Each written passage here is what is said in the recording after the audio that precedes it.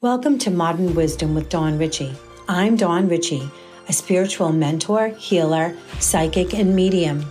My podcast is all about empowering you with spiritual insights on health, wellness, relationships, and careers. Join me and my guests as we navigate life's twists and turns, sharing wisdom and expanding knowledge together. Hit subscribe now to stay updated and never miss an episode. Hey everyone, welcome back to Modern Wisdom with Dawn Ricci. And today I have the joy of introducing you to someone who embodies courage and creativity in every sense of the word. Holly Shaw is a stand-up comedian. She's a hypnotherapist and a performance coach who has spent her life on stage in one way or another, from dancing professionally to acting on television and film to coaching others to find their own authentic voice. Holly has always been about presence, what it takes to show up fully, even when fear seems to scream the loudest. In recent years, she's turned her comedy into her greatest classroom, and she's become in the unpredictable world of late night clubs, dealing with hecklers and bright spotlights. And she's discovered that laughter isn't just about entertainment anymore. It's medicine and it's truth. And it's a way of stepping into our power no matter what season of life we are in. Holly has written a few books, and her latest is Queen Lessons, and it explores how women in their so-called queen years can meet life's challenges with humor, resilience, and unapologetic courage. It's about finding your own crown in the chaos and letting your voice carry, standing in your truth. Love that. So let's get ready to laugh, reflect, and maybe even see your own challenges in a new light. Holly brings a kind of wisdom that sneaks up to you in a punchline and stays with you long after that curtain falls. So let's dive in. Here's Holly Shaw. Hey, Holly. Oh my gosh. Thank you. Thank you. I'm so excited to meet you in the Zoom, in the flesh. Yeah, thank you. I'm so excited to be here. Can I just say really quickly, whenever you're on a podcast, you're supposed to listen to the podcast to get a sense of the show. And you usually listen to like one episode, but you are in my favorites now. I actually listen to your podcast because your Oh. conversations are so interesting and so lit. Ah, thank you, Holly. Listen, thank you so much. That makes me feel so good. Thank you. I really appreciate that. I really Yeah. do. Now, okay, I'm getting all goofy now. Oh, but all right. So here we go. We're gonna like dive right in. So I was telling you before we got on recording that when I look for people to be on my podcast, I kind of put my antenna up, my spidey antennas, and I kind of search out where I'm going to go with this. And I saw your photo and your name, and it was like spirit said to me, pick her, click on her. And I did. And I'm so glad I did, because I'm going to share with everybody is not only is she a comedian, a coach, a hypnotherapist. Do you make people do funny things on stage being a hypnotherapist? I do, but when I'm doing comedy, they don't know they're being hypnotized. Ooh, the evil in Ooh, it all. That's so yeah. funny. I love that. So yeah, so when I like, clicked on you and everything else, and then when we connected to let out a secret that you do, like you have that little psychic spidey sense to really tap into your audience and see who you need to go to. And that's fabulous. Like when you're asking people questions or whatever. So tell me right out of the gate, what in God's name made you go into to comedy in your 40s? Right? Like just when my body started to change, I'm gonna get on stage and Like, really? off right and publicly humiliate myself on purpose half the time. Yeah, it was a little moment of madness. No, I've always been an actor. I've always loved stand-up comedy. It's something I always wanted to try. And I had sort of phased out of the professional dance world. I had an, classic story, knee injury, and just was sort of that was sort of like fading into the background.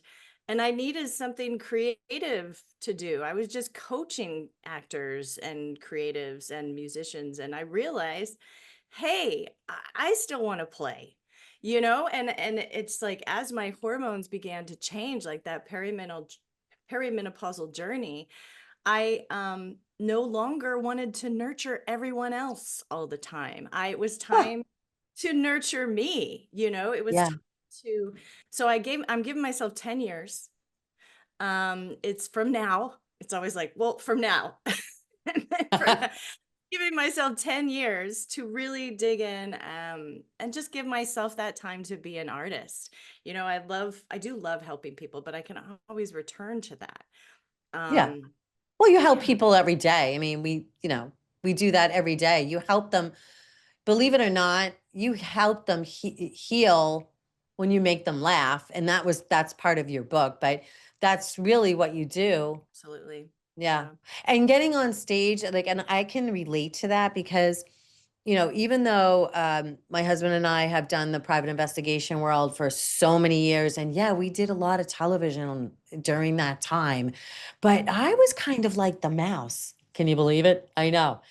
I was kind of like the mouse, and my husband was like, Mr. Stardom, and we did a ton of stuff, but I never really wanted to do it anymore. And I think it's just, I don't know what happened. Maybe it was menopause. Maybe it was just all the, negative talk and the negative voice that you still had when you were a little girl that was instilled in your head.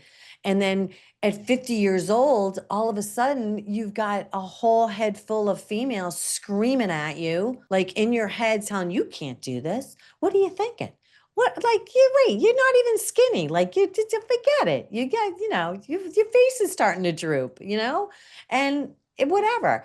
And there was something that turned around for me anyway, was that, you know what? Hey, I got some more life in me. I got other things, other plans. I had to do all this stuff for everybody else.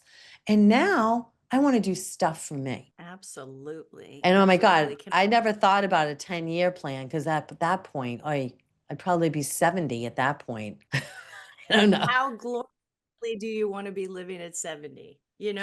Like, Well, think about it, dang, right?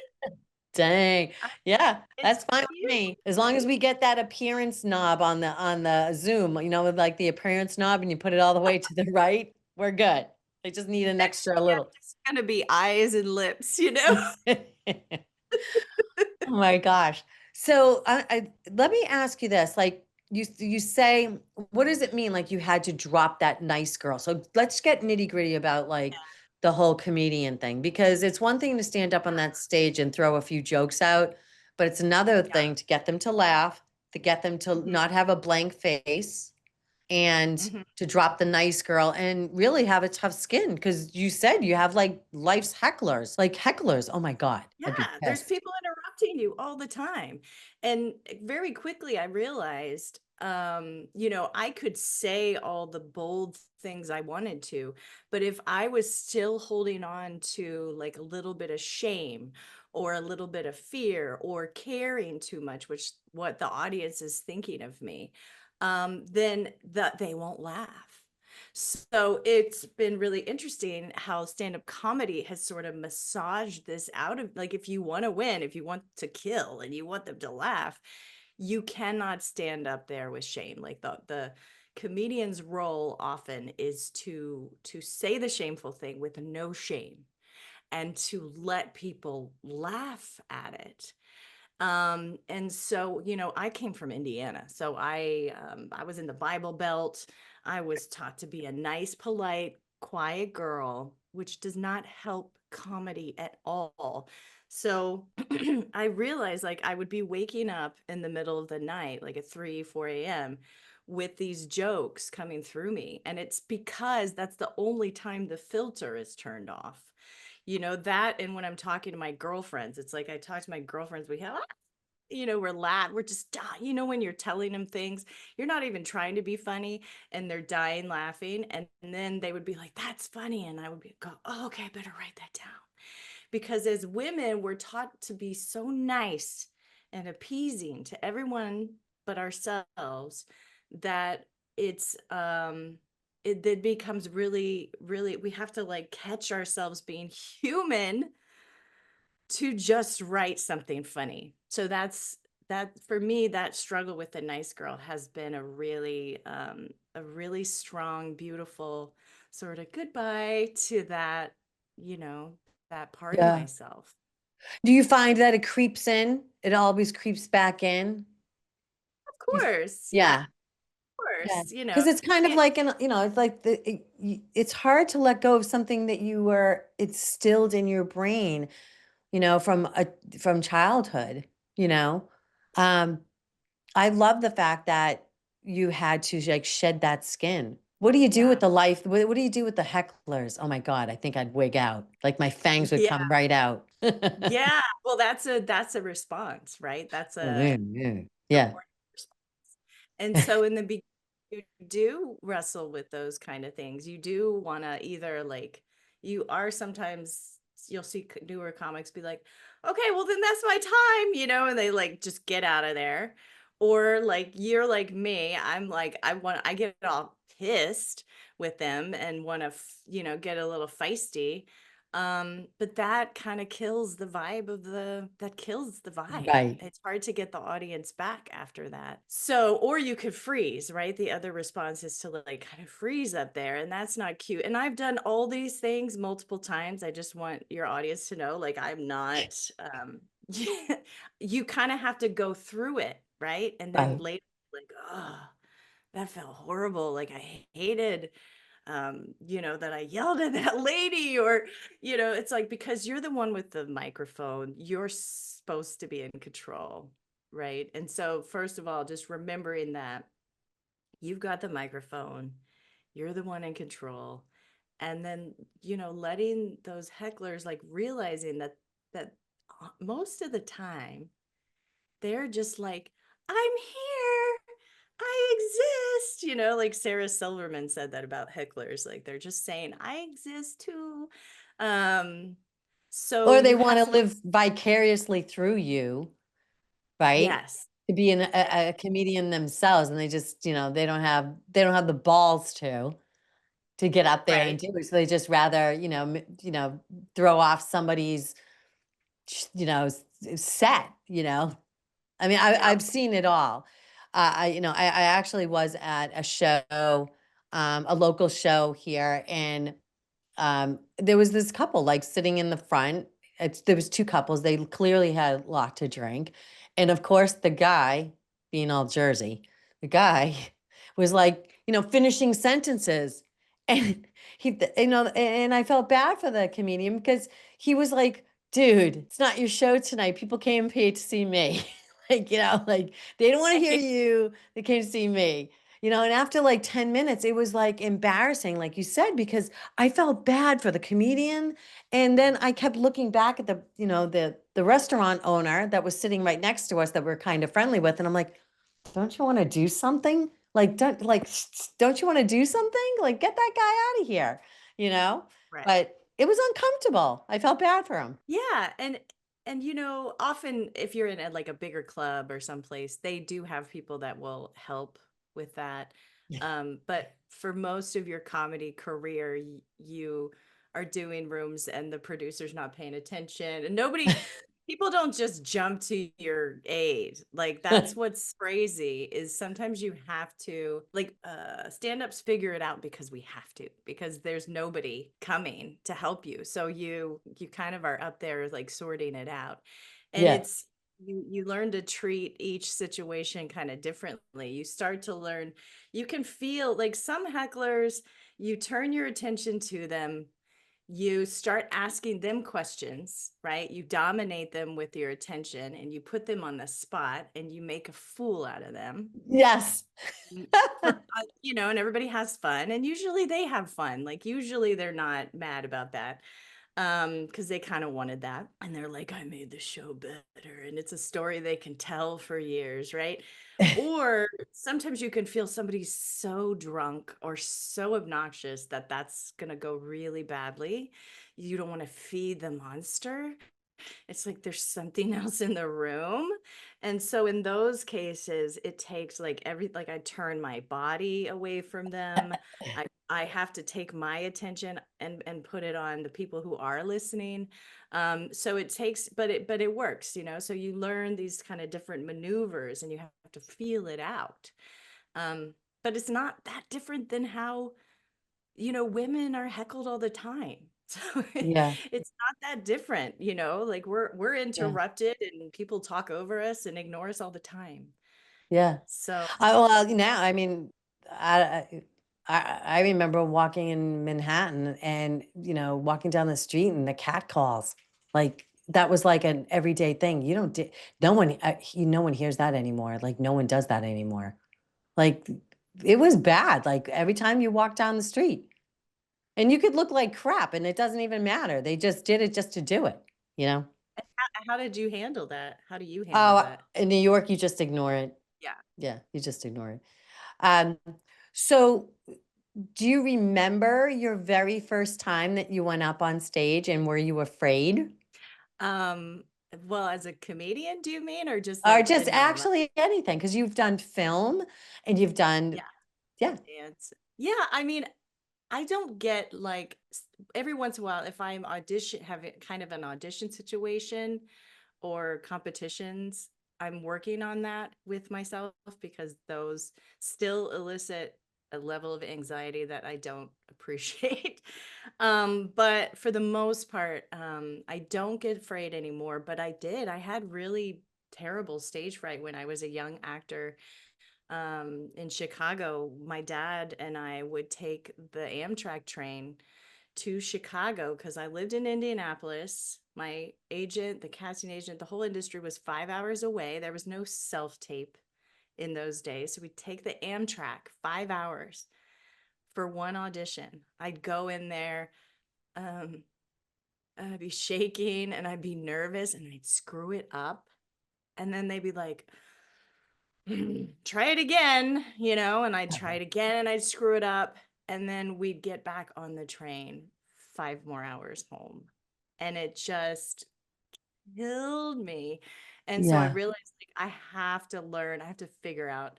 So that was when I started figuring out how to manage that energy. It's a very yeah. powerful energy, you know? Yeah, you basically burnt yourself out just the 5 hours there going, "Oh my God, what am I gonna do? How am I gonna go? How am I gotta say this, I gotta say that, I gotta say it this way, blah, blah, blah, blah."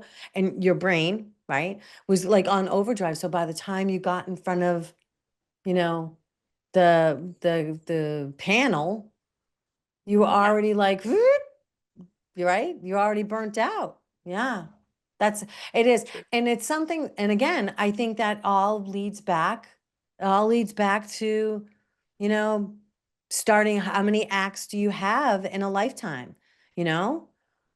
Like Mhm. in your book, right? Yeah. Queen lessons. I mean, that's all about what it really is about failure, resilience, and, you know, bombing, like, are you gonna bomb at something that you really, really want, and how many times you get back up and Yeah. pick yourself back up and move on. So tell me, the book is called Queen's Lessons, right? Queen Lessons. So Queen lesson. Queen Lessons. I love that. I love the title of that. Tell me, you reference Queen years, and what is that? And how did stand-up comedy teach you about your Queen years? Yeah, well, you think about a woman's life cycle and the different stages, and traditionally there's the maiden mother crone, right? But I'm like, you know, a lot of people, I wasn't the one to come up with queen years, but there is a huge gap between mother and crone. Like Right. we don't feel I don't feel old yet just because I'm not in my fertile years. So it's those years between usually around like the 40s through the 50s. But you know, you queens listening can decide what queen, you know, if you're still in your queen years. But Yes. it's years when a woman becomes her most powerful and creative self, really. Okay. It the perimenopausal, menopausal journey where we transform into badasses. Yeah, basically. absolutely. I've met so many people in their queen years, like right now. Like, so I'm 61. I'm going to be 62. Holy God. I can't believe it. Anyway, um, yeah, I can't believe it. But I found that in so many of the decades that I've done different things or I've tried different things, I've always put myself in, I've thrown myself into it 110%. And I find that now in my 60s, I've released a lot of fear, released a lot of Mm. it. A lot of the fear, a lot of like, who cares? Like, I don't care. You don't like me. Who cares? Like, that's all right. That's fine. You don't have to like everybody. I've released a lot of old patterns of people in my life, like things that may annoy me. I've just said, you know what, that's on them, that's theirs, that's it. Finito. I'm not throwing myself into it. And I also don't take on anymore what's not meant for me to. Like Love, I've left the fixer, I've put my toolbox down and I'm not going to be the fixer anymore, you know? love freedom. Yeah. Do you feel like the same way that, what you're doing? Yeah, I mean, I think that's what was so beautiful about the journey of stand-up comedy with these kind of years, with the Queen years for me, is that uh one feeds into the other, like that. It's kind of training. Stand-up comedy kind of trained me to really not care what people think, um and to be shameless, to own my choices, to be more honest. It's so funny because I like to say, like, stand-up comedy made me like myself better, but I don't know that other people like me as much. But I Wow. don't care. But also maybe they do, because who doesn't like somebody who's just direct and honest with you? Right? So I feel like more direct than I've ever been in my life, and I like Yeah. that. And I then like that. also too, I feel like there's times that if I don't want to do something, I'm at that stage, like if I don't want to do something, I'm not doing it. Like I'm not doing that. There used to be a time when like, oh, well, we have to go. Like we have to. Like, no, I don't have to do anything. Yeah. Right? There's parts of your book that really talk about like charisma and connection. So can you tell me a little bit how you feel about that? What made that come into play? Yeah. Well, charisma is always something we always think somebody else has, right? We're like, oh, look at that person. Everybody likes them. They're so charismatic. But what I've started discovering is that it's really, charisma is how you make them feel, the other person feel, right? It's That's so not a, interesting. Yeah, I never thought of it like that. Hey, if you haven't already done so, check out my website at dawnritchie.com, where you can book your appointment with me.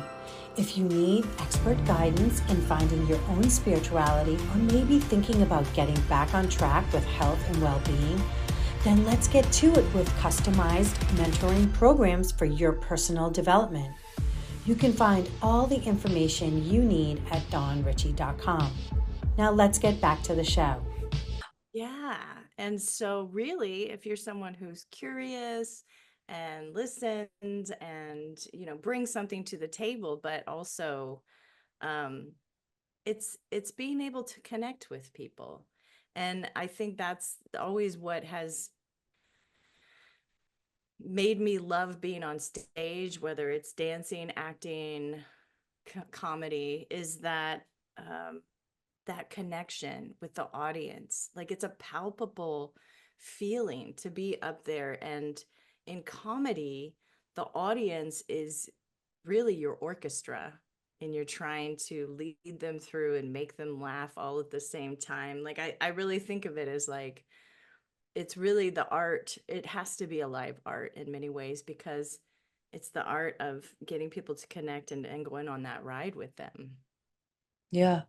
Well, I'm sure you're channeling a lot of different energy too. I mean, you pretty much have to step out of your own self and just continue on. I mean, I know you have a set and you have it, that the jokes are planned and they're timed and Yeah. very much paced. Yeah. So, but also too, you have to be able to step out of yourself and not, and be able to deliver the line. You could deliver a line 5 different ways and have 5 different reactions, right? Yeah. And it's about being present, even if I'm telling pretty much the same jokes, like being really aware of how the audience is reacting that night.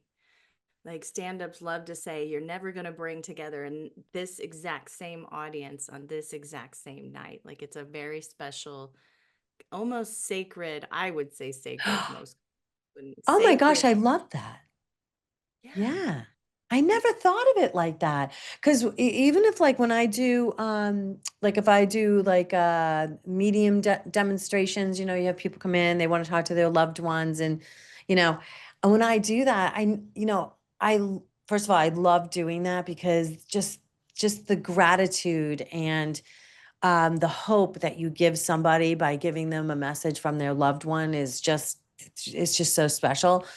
But yeah, I never really kind of thought it like that, that the reason being that everyone was together was that was how it was supposed to be. And I usually think that way, but I never thought of it in that capacity. So, tell me, how do you read the audience? Tell How me, do I read the tell us how you read the audience.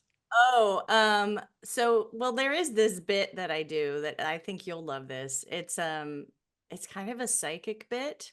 So Uh-huh. one time I was I call it reading your relationship aura against your will. Uh Yeah. Listen, if they're in the room, it's sacred, so you can. that's right. That's right. It's not always nice, but it's honest. Um, so one time I was on stage and my regular jokes were falling flat. Everybody was kind of like wah wah wah. It felt very canned and like it wasn't. So I started doing crowd work. Now most comedians will look at you and say like, "Oh, what do you do?" Like that's, what or are you guys together or, they ask questions. But I was like, "Fuck that. I didn't want to do that." So I did the opposite. I'm like, I'm going to tell you things about yourself. And things just kind of like images started coming to me, and I'm looking at the audience members, and just saying things like, you're this little couple here. You've been together what? I'm 6 months, and they're like, yeah. I'm like, okay, yeah, I could see that. And I think actually she's in school right now, and you're a little pissed about that because it means more work for you and you don't get to see her as much as you want to. And he was like, and they both were like, wow. And one by one, I went around the room and I was just playing a game, but like I was getting it right. I just opened my mouth and said whatever came to me. And it kind of freaked me out. But then I was like, this is great. This is a new game I could play because if I'm getting it right, that's fun feedback for me. Like I'm intuitive. Here we go. But if I'm Yeah. not, say things like, yeah, yeah, that's what I said. That's what, I make little jokes about being bad at it, being a psychic. So either way, it works as a comedian. And oh my God, I love it so much. I just want to do that. I just want to do that all day long. So I think that's a really cool idea. Like, you're making people laugh, but yet you're bringing in information and you're giving validation. And it's also a way for, we all have intuition. It's just a matter of like people just don't choose to use it because, Right. we weren't taught to or we're taught to shut it off. But that is the way our world is going, and we need to like tap into that intuition. So that's really a good tool for people to walk away with, to say, listen, I can do it, you can do it. Like this is something real. And you know what, it's fun because people like that. They get amazed about how, you get a sense of what's happening or what's going on in their world. And they really get amazed. And you'll be surprised. They'll probably want, like, probably want to ask you a question after the set, you know, like, here, if you want a reading, comedy and a reading. I've had that a couple times where they're like, the booker's like, where did you go? The audience is here. And they, there's a few people that want a reading. And I'm like, oh, I don't know if it works that way for me yet. Like, I don't Yeah. know. if I could do it on command, I would love to be the precision level that you have reached. I'm fascinated. I want I want to start asking you questions. Like how you got that precise. I would love that, but I don't feel that precise.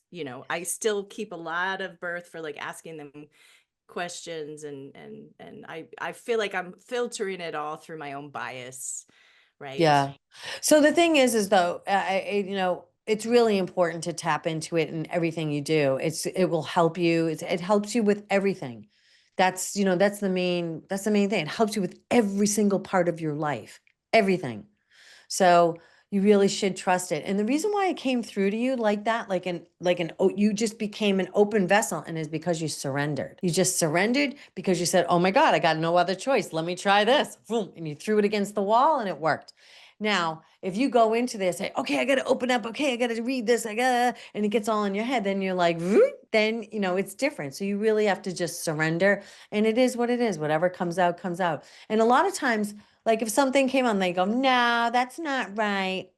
I guarantee you, you go home, you can email me and text me when you remember it. You get psychic amnesia and you remember it, you can email me, go, "Oh, yeah, that's what she said. That's right." They forget, you know.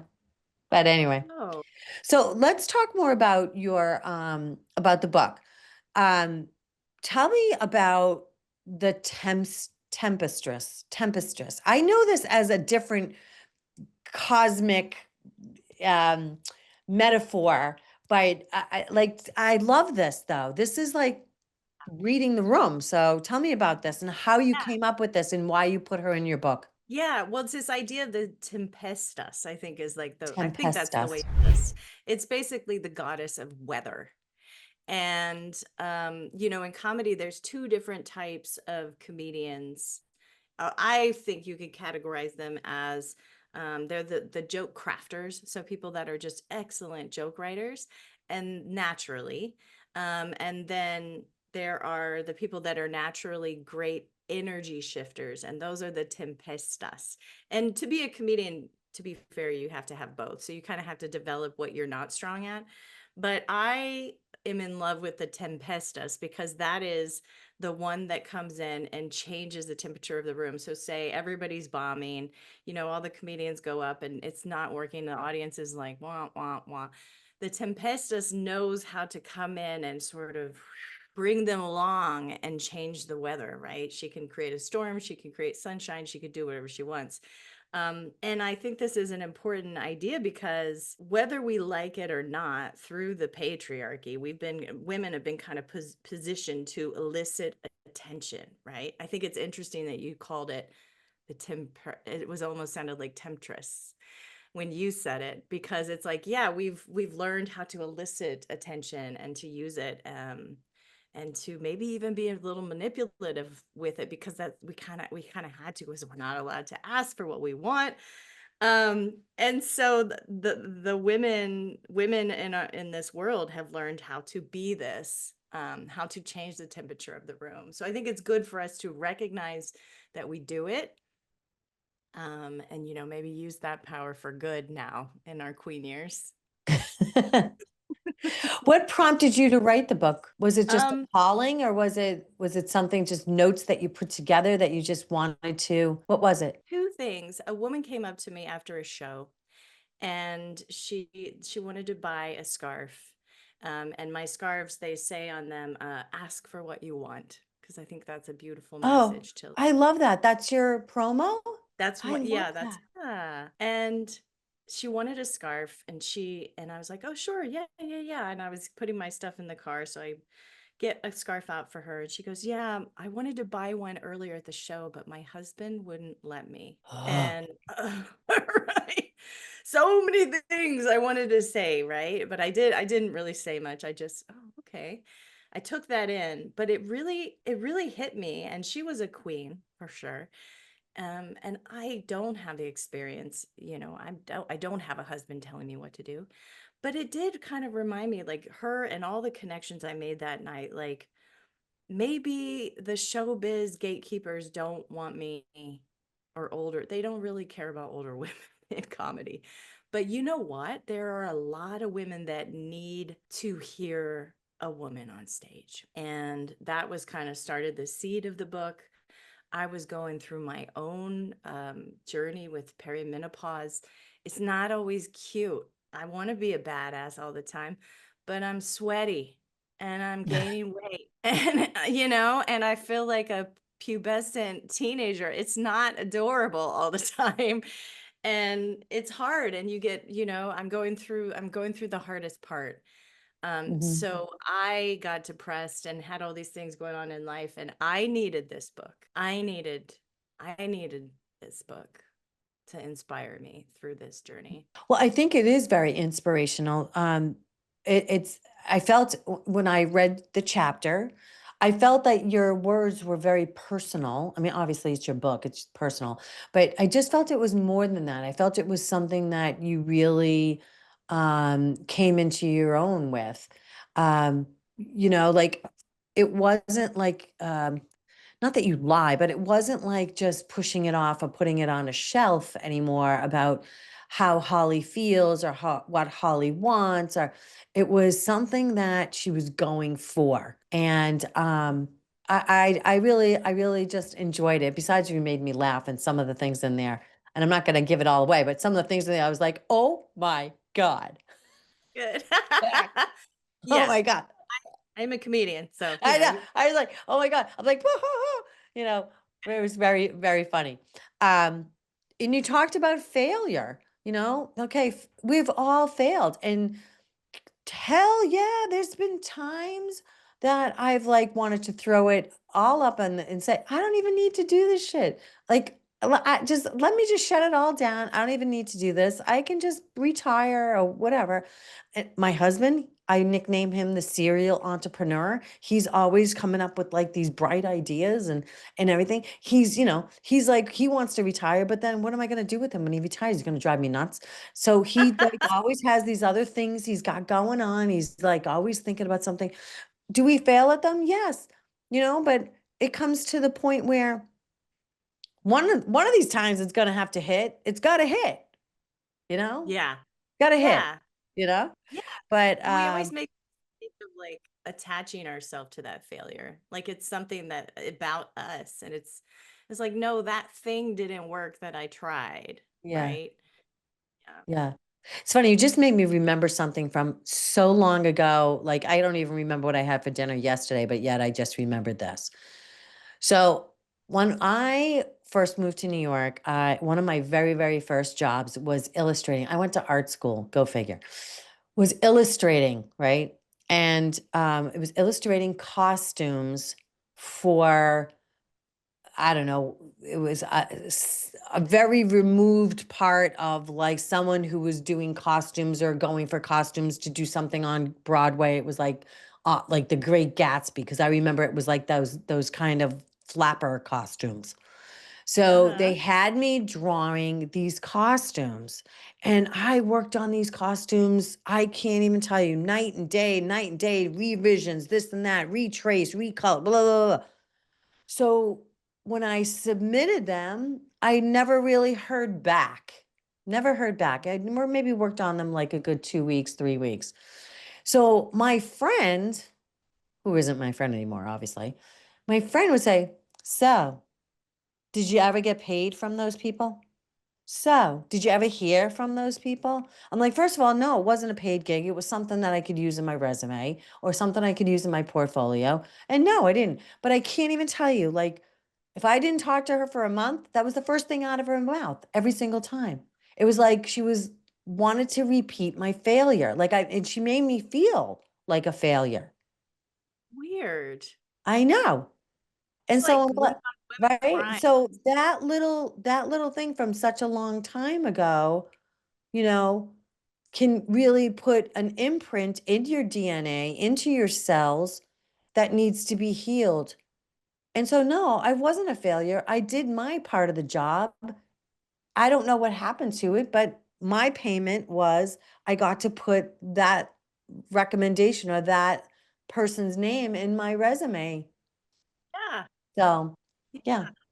So That's so it's inevitable. I'm sure if you asked every famous person out there, how many times they failed before they made it work. They'd tell you Yeah. their story. Yeah. And they, just like you, they can probably remember like this one thing, or that situation, like someone making you feel bad about that one thing, or just feeling bad about that one thing. And that really speaks more to your friends, or should I say frenemy, speaks more to her insecurity, like it's like people like that, they would feel bad about that, right? So they, it's really her stuff, obviously, but Yeah. I was yeah, just going to just say that it's a mirror. It's all about a mirror. So yeah, absolutely. And you use the references of like bombing on stage as training, right? So yeah, you I learn mean, to, does it ever get less hurtful? I don't know. yeah, sometimes, yeah, I mean, I'm still a human. There are times when I let myself maybe feel a little bad, but my friend Dan Lewis, he's a comedian. He says I give myself the night, and then the next day, that's it. Like you don't get to take ownership of the property of my mind, but it Right. does it. You fail a lot. That's kind of like you have to, and you have to sort of learn like an immunity to it. So much to the point where sometimes you can trick the audience into thinking they're just not getting you. They just don't understand what you're saying. Like you can turn it around if you don't collapse into the failure. So it's like being on stage and stuff's not working, but you're staying loyal to yourself and you're hanging in there and you're just like, okay, next joke. Yeah. If you do, you can usually turn them around. I mean, that's the job, but like yeah, it's just eating it. It's eating it, it's eating it and eating it and eating it until it's like you realize it has nothing to do with you, and you're fine tuning, and it's just like, oh, okay, that certain tennis stroke didn't get the ball over the net, but maybe next time if I put a little more oomph. And you look at it like that, and it Yeah. stops being judgment on yourself and who you Right. are. Right. Well, and as we'll wrap up here, we always want to wrap up on a good note, but persist everything, right? Yep. So if it keeps showing up bad, but you have to look in the good of it, If you can't laugh at yourself, like, if you bombed, I'm like, all right, well, I really messed that up. I'd be the first one to say, okay, that was really bad, and Yeah. make a funny out of it. That's how you work. That's how you work it out. And that's how people really do attract to you, when you are willing to laugh at yourself first, and Yes. not crawl underneath the stage, but laugh at yourself first, and then people find that's how you're authentic, and you keep showing up again and again, whatever, right? Exactly. Oh, oh my gosh, would you please tell the audience how we can reach you, how we can get the book? I want everyone to get this book. It's really, really good. Thank you. Yes. Yeah. So it's called Queen Lessons. Let's see. Let's make it visible. Queen Oh, yes. Lessons. Love it. What Love the stand-up comedy cover. about dealing with life's hecklers and finding courage in your queen years. And you can go to my website. I mean, you can find it. Barnes and Noble has it, Amazon has it, but my website, hollyshawcomedy.com. If you go there, there'll be links to both of those, where you can purchase and you can make your decision about where you want to spend your money there. And if you love it, please leave me a review. That's very helpful. So that's hollyshawcomedy.com. Yes, and it's all everything's going to be in the show notes too. I just love I love the fact that you sharing your personal stories, and how this has really been healing for you. I can feel that. You're awesome. Yeah. Thank you. So are you, If you ever Dawn. come to Jersey, if you ever come to Jersey, let me know. Okay, for sure. All right. Holly, thank you so much for coming today. I just loved our conversation, and thank you everybody, and I will see you soon. Hey there. So before we head over to the next episode, I wanted to let you know about my show named Beach Bench Medium, and it's on my YouTube channel. As I passed by beach benches that lined the boardwalk, I felt the nudge from Spirit to bring family members to their bench and give them a reading. If you have a bench dedicated to someone you lost, then get in touch with me at hello@dawnricci.com.